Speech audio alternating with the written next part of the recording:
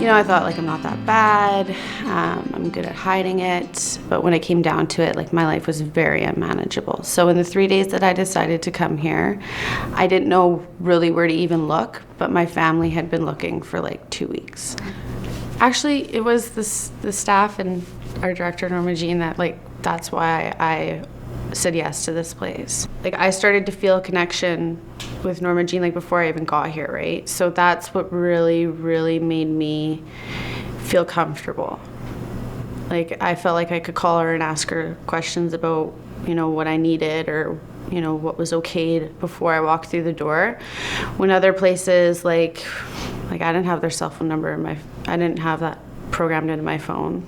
Right? I couldn't pull over when I thought of something that I might have not asked before and just was able to give her a ring and say like, hey, is this going to be okay? Like, because if you've never been through treatment before, like it seems like a whole different world, right? So that was my first introduction to the staff and Norma Jean. And then when I came here, there's certain staff that you get to see first, right? Like somebody who takes you in and you know looks after you your first night, and that impression, it was eye-opening and comforting for me, but honestly it was more comforting for my parents.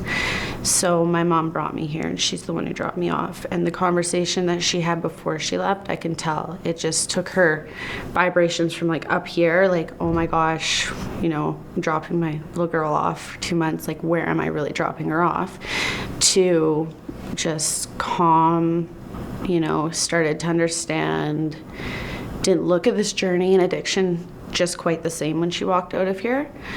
So the staff tremendously made me feel comfortable, but it wasn't even just about me at that point. Like it made my family feel comfortable, which in turn made me feel like I could do it, right? So yeah, huge. Yeah. The feeling that you get when you're in addiction is just like no hope, right? And there's not much words that people can say to you to pull you forward, right? But